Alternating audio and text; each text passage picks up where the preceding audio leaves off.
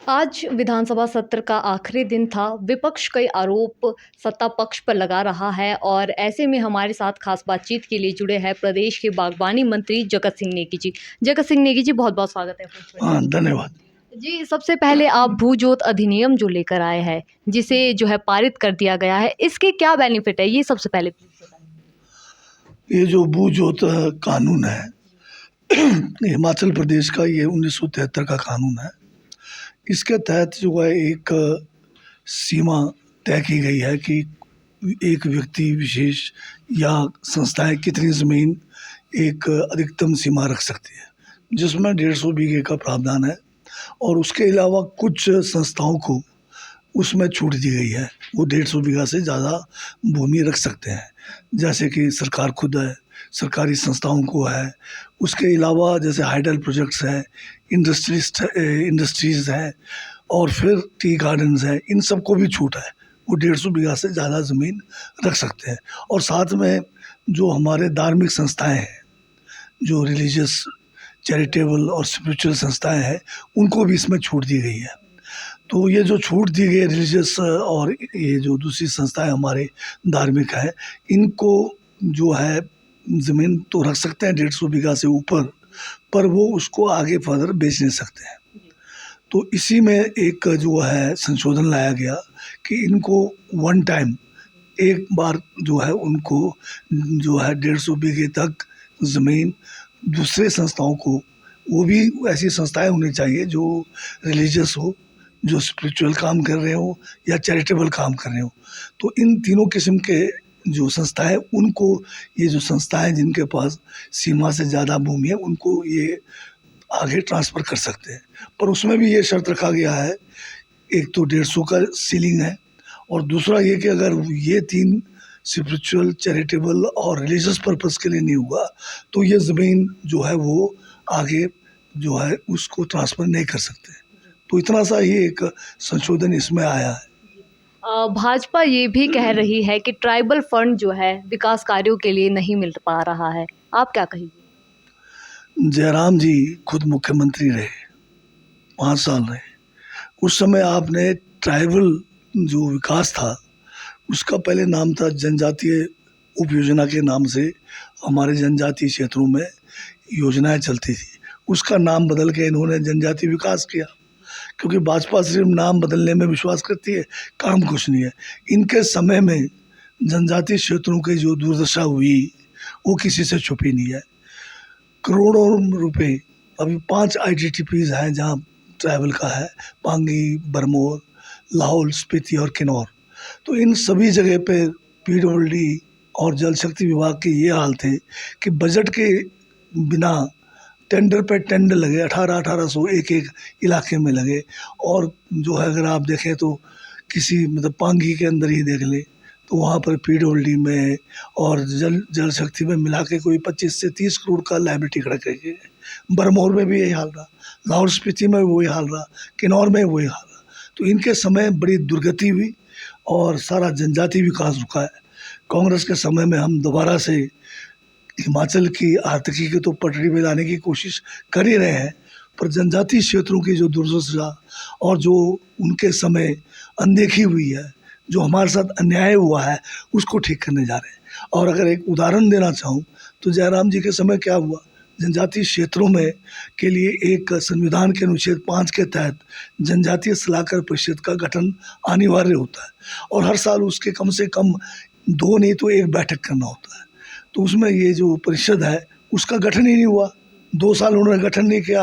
18-19 में बिना गठन के रही, हमने हड़ताल किया कांग्रेस ने, फिर उसके बाद जो है गठन हुआ, परंतु 5 साल में केवल 1 मीटिंग जनजातीय सलाहकार परिषद की हुई। वो जयराम से पूछा जाए कि क्यों नहीं किया गया। आप इसी से साफ दर्शाया जाता है कि खुद उसके अध्यक्ष हैं, जनजातीय सलाहकार परिषद के मुख्यमंत्री अध्यक्ष हैं। तो इतनी जो अनदेखी, इतना जो भेदभाव जनजातीय क्षेत्रों के साथ हुआ, वो जयराम के टाइम में हुआ है। देखिए, अभी विपक्ष ने वॉकआउट किया है। जयराम ठाकुर आप पर आरोप लगा रहे हैं कि कोई हिसाब नहीं है आपका, अपशब्द का प्रयोग करते हैं, बीच में बोलते हैं, क्या कहेंगे? जयराम जी जो है हताशा की कगार पे है। कभी तो वो मुर्गे की बात करते हैं, कभी समोसे की बात करते हैं। आज सदन के अंदर एक चर्चा नियम 130 के तहत आया। ये था PDNA, मतलब पोस्ट डिज़ास्टर जो हमारा funds, the need fund assessment होता है, उसका है। जैसे 2023 में हमारे पूरे हिमाचल प्रदेश में जो है इतिहास में सबसे बड़ी त्रासदी आई और उसका मूल्यांकन हुआ। करीब 10,000 करोड़ का नुकसान आंका गया। केंद्र से 3 टीमें आई। अब कहाँ पिछले साल की बात है, अब 18 महीने होने जा रहे हैं, अभी तक हमें जो है इसके तहत एक दिल्ला नहीं आया। तो आज एक प्रस्ताव रखा गया कि केंद्र सरकार से ये जो है ये नहीं मिलने का क्या कारण है, उसके ऊपर चर्चा किया जाए। तो जयराम जी कहते हैं कि इसकी भाषा बदल दो, और वो कहते हैं कि इसकी भाषा ऐसे करो कि मांग करो। हम कह रहे हैं कि इसके बारे में हमें जो है निंदा करनी चाहिए कि केंद्र सरकार क्यों नहीं दे रही है। तो वो कहते हैं कि इसको बदल दो। और जो है आप जानते हैं भारत का संविधान, भारत की आज़ादी का इतिहास कितनी कुर्बानियों के बाद हुआ। आज हमें अगर बोलने की, अभिव्यक्ति की आज़ादी है तो ये भारत के कुर्बानियों के कारण, भारत के महान नेताओं के कारण मिला है। उस समय तो इनकी पार्टी तो पैदा भी नहीं हुई थी। तो ये जो संविधान को कमज़ोर करने के लिए कहते हैं कि केंद्र सरकार के खिलाफ आप आलोचना नहीं कर सकते, आप कहते हैं केंद्र सरकार की निंदा नहीं कर सकते, जबकि संविधान के अंदर प्रावधान है, आर्टिकल अनुच्छेद 19 के तहत आप अपनी बात रख सकते हैं, आप केंद्र की पॉलिसियों के खिलाफ बोल सकते हैं, उसको क्रिटिसाइज़ कर सकते हैं, उसको निंदा कर सकते हैं। हम कोई थोड़ी कह रहे हैं कि हम हिमाचल प्रदेश जो है भारत गणतंत्र से अलग होने वाले हैं, या हम कह रहे हैं कि भारत सरकार को हम क्या देशद्रोही कह रहे हैं। हम तो कह रहे हैं कि हमारे हिमाचल के साथ अन्याय हुआ है, उसकी निंदा की जाए, हमें क्यों नहीं दिया जा रहा है। जबकि आपने बजट के अंदर प्रदेशों को, जहाँ पर भाजपा की सरकार है या गठबंधन की सरकार है, उनको आपने 12-12 हज़ार करोड़ का पैकेज दिया।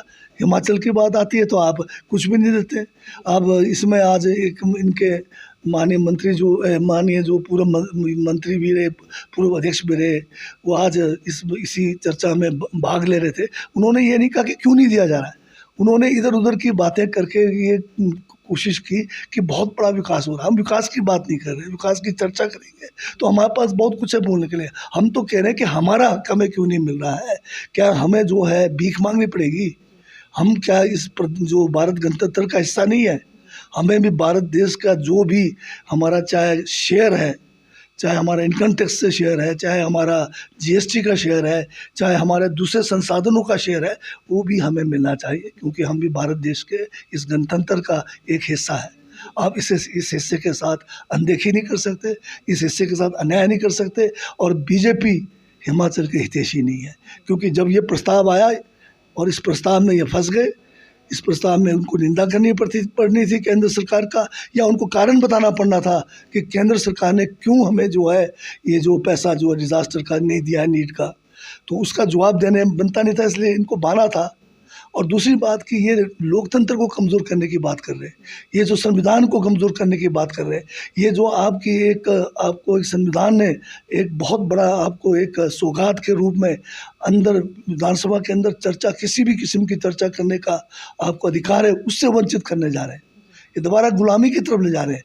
जो इनकी केंद्र की नेतृत्व की सोच है, उस सोच को भी विधानसभा के अंदर लाए, तो हमने उसका विरोध किया, तो उसमें कोई गलत बात थोड़ी थी। अब जब आपने अपनी बात की, हमने नहीं बीच में आपको टोका।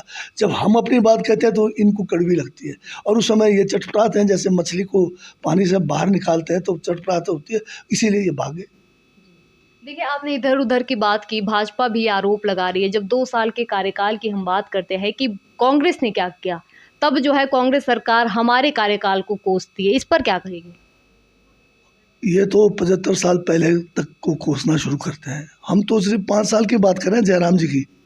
इन्होंने 5 साल में तंबू, जनमंच, जिसको हम लंच मंच कहते हैं, और बड़े बड़े जो है तंबू गाड़ने के सिवाय कोई काम नहीं किया, जिसका अभी एक संक्षिप्त जो है लेखा जोखा माननीय मुख्यमंत्री जी ने आज सदन में भी रखा कि इन्होंने जो है 70-70, 100-100 करोड़ रुपए खाली जो है इस किस्म के आयोजनों में खर्च किया।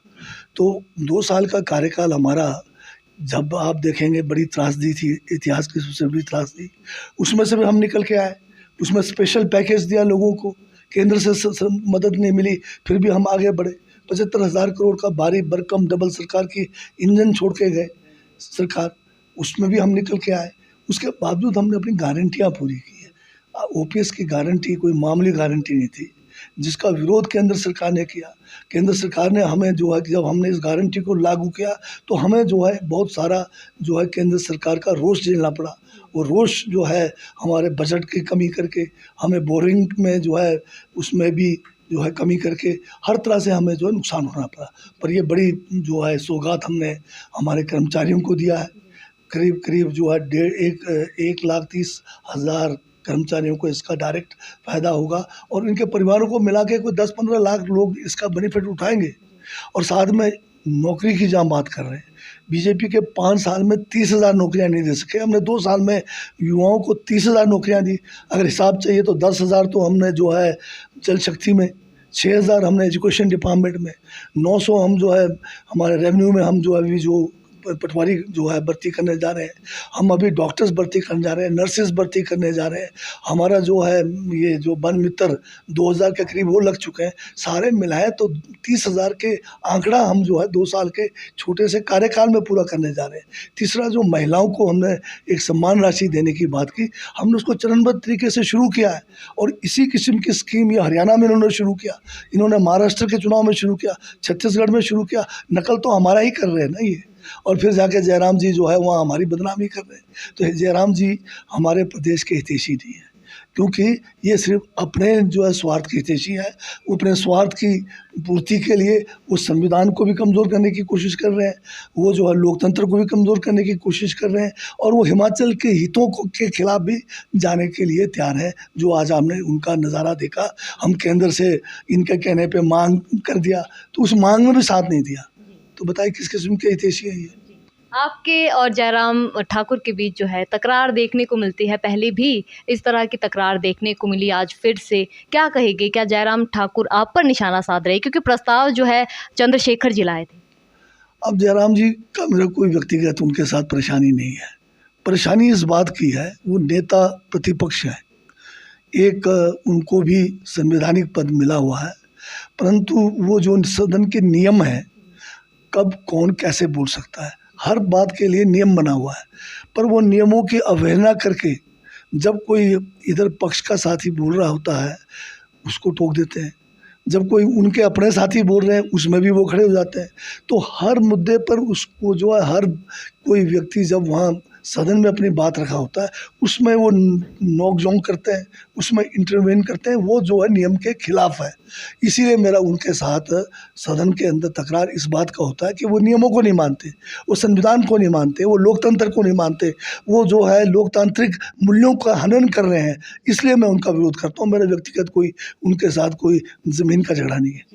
देखिए, भ्रष्टाचार के आरोप सरकार पर लग रहे हैं, इस पर आप क्या कहेंगे?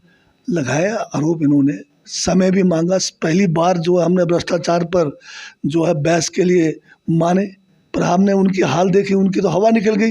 जो उन्होंने कच्चा चिट्ठे के नाम से एक आरोप लगाया था, गवर्नर को दिया, उसी को उनको पढ़कर सुनाया।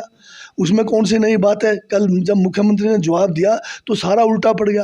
वो तो सब उन्हीं के कार्यकाल के समय में, और जैसे ठीक कहा मुख्यमंत्री ने कि ये तो जयराम जी के खिलाफ जो है आरोप पत्र इनके साथियों ने तैयार किया हुआ है।